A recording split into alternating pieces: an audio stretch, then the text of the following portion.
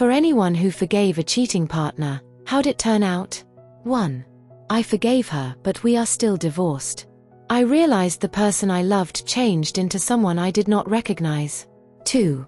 Forgave a cheating partner once because I thought we could work through it. In the end, it didn't turn out great.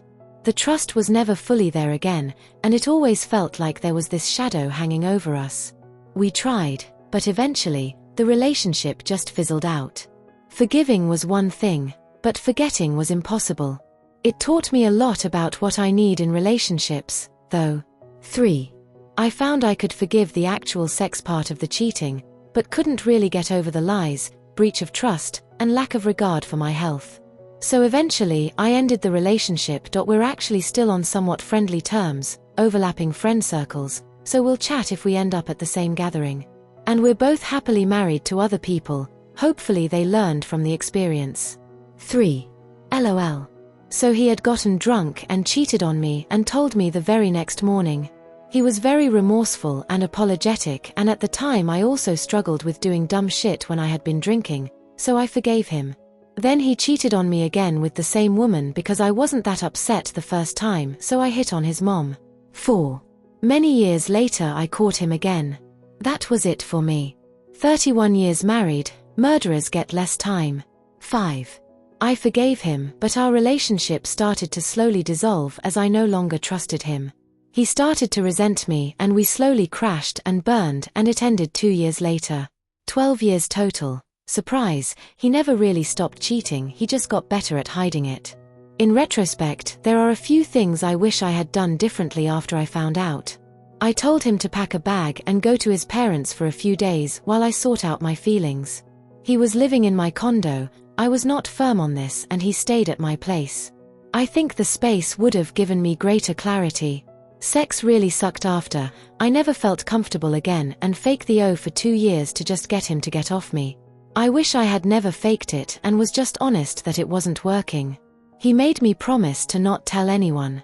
I did as he requested. When it finally ended, he spun the tale that he was the victim and I was crazy. That really hurt. I lost a whole friend group. If I had been honest, then they would have known he was the one that ruined the relationship years prior. 6. Forgave him and stuck around. Came home once, 1 year after the fact, unannounced on a lunch break. Start hearing noises like a crow cawing in distress when I get to the door. Turns out he had one of his new co-workers dripping mascara-drenched tears down his balls under the brand new kitchen counter I had paid for. Yep, not that great. 7. We both cheated on each other. We were doing a lot of drugs at the time. Now we both are sober. It goes hand in hand with our recovery and we have been doing great. That was 7 years ago now. 8. The cheating didn't stop. He just started being more careful about locking down his phone and computer. Divorced his sorry ass not long after. 9. She cheated when we dated. Then I caught her with my next door neighbor after 10 years of marriage and 2 kids. Stayed again. Recently found out about some suspicious activities she did on a girls' trip a few years ago. It happened a long time ago, but it's new to me and a reminder of how loving and living with someone who isn't capable of respecting you is just a horrible way to live your life. 10. We've been together 30 plus years. Cheating was 25 years ago. Some really frank discussions and some level of distrust got us through the initial part. We were young and outgrew it. Doing great these days, but I still wouldn't recommend it. 11. 5 years of really hard work and also accepting that this would be a different relationship than the one I thought I was in for the last 15 years. You start over, in a lot of ways. I don't judge anyone for how they handle infidelity trauma. Just make the choices you want, for you. 12. Long-term very serious girlfriend. She lived 4 hours away. I did my best to be there as many weekends as I could. She went out with her friends one night, got drunk and hooked up with a former crush. She told me immediately. I drove down, we talked all night about it. I decided I could move past it and promised myself if I was going to move past it I would never bring it up in disagreements or use it against her, and I didn't. We were a lot stronger for the rest of the time we were a couple, maybe 3 years. I had a dying parent and couldn't move to where she was. The parent died 3 months after we broke up. I'm with the greatest partner I could ever imagine now, so I'm where I need to be. 13. I forgave 2 different partners. The first was abusive and controlling and would threaten suicide, so it was out of a mixture of fear of him and for him. His behaviors escalated and increased in frequency, including the cheating. Eventually, he left me for a girl he claimed was just a friend, but apparently she was just as crazy and controlling as he was, so he tried to run back to me, according to a mutual friend, but I'd moved and blocked his number and social media. 14. The second one, I forgave because I didn't have concrete proof. He lied and said he just talked to a friend about how he'd had feelings for her when he was single, but nothing more. A different friend apparently threatened to out him if he didn't tell. It felt like he was holding back, and I could tell there was something worse he wasn't saying. Especially when he deleted his Facebook so he wouldn't screw up again, which felt extreme when I was just trying to figure out why he was feeling so guilty and like such a bad person. He was actually messaging a bunch of girls trying to dirty talk shoot his shot, as I later found out. And a bunch of our friends knew but didn't tell me because they thought I was great for him and made his life so much better. Apparently didn't matter that he was bad for me and made my life worse. Also, not having Facebook didn't keep him from cheating while traveling for work. I should have known to just end things when all the shady stuff was going on. Not having absolute proof didn't matter when he was clearly hiding things. 15. I don't know if he ever cheated again, but the trust was so broken that it didn't matter. My fuse got short, self-esteem got low, and the whole relationship turned into a toxic whirlwind. 0 or 10 would not recommend. 16. Cheating again. The thing is, you can't have a relationship without trust and respect. I could never trust her again, and she didn't respect me after allowing someone to treat me so shitty, even her. 17. Wasted 8 years, then she filed for divorce after doing it who knows how many more times. After cheating, frankly, it's over. Don't waste your time, begin the rebuild. 18. I moved past it. Happened again, but find out way after the fact. Done. Over and out. 19. Doesn't work. It's not even the sex. It's the fact they're willing to break your trust and hurt you for their own gain. You'll never be truly vulnerable with them again. 20. It ended like 5 years later. Still one of the best decisions I've ever made and wish I'd done it sooner. 21. It was absolutely horrible. I would rather shove a hot poker in my ass than go through that again. 22. She cheated again twice, as far as I know anyway. I broke up with her after the 3rd time. I was being a fool for long enough. Lesson I learned is never forgive cheating, not even once. 23. It took a lot of reflection, and a lot of couples therapy. I did not want my marriage to end, and he was truly sorry. I now put it down to a major midlife crisis and a couple of very personal details I won't discuss here, but he eventually smartened up and came back to our marriage. He had actually moved in with the other woman, 1,500 miles away. We worked out all the issues through counseling, he went into therapy, and in time we moved on. For the first year he was back, we lived as roommates with separate bedrooms, until we were both ready to really commit to this marriage. I hold no grudges and never fling it in his face or dig through his phone. If you forgive a person, you don't hold a grudge. It takes a lot of work and a deep commitment to each other to do that.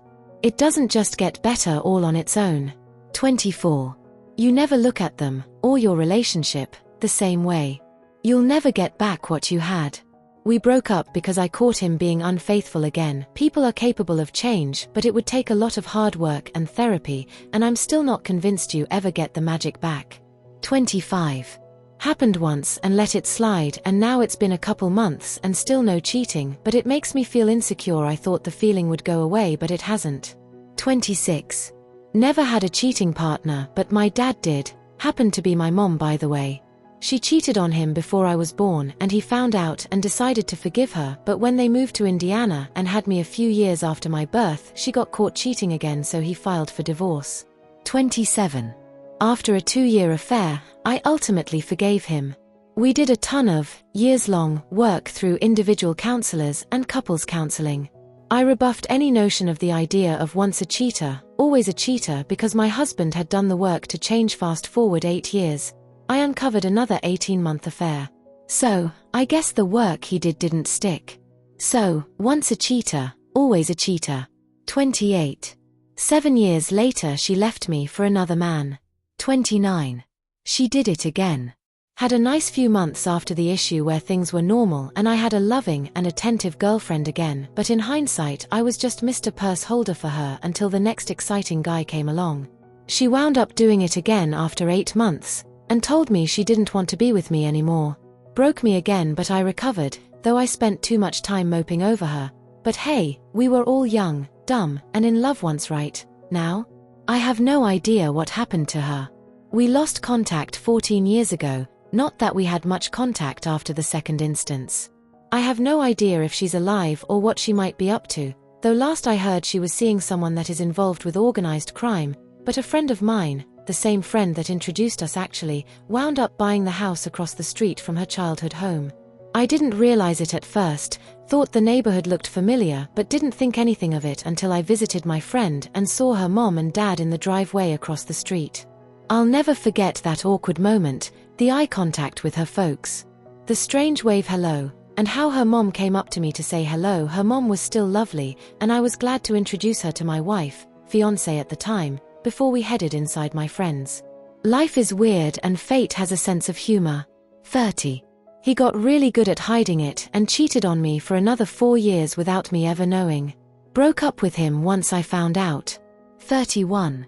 I cheated first after 6 years of marriage. We reconciled. She cheated 4 years after that. Separated briefly, then reconciled. Our 17-year anniversary is in June.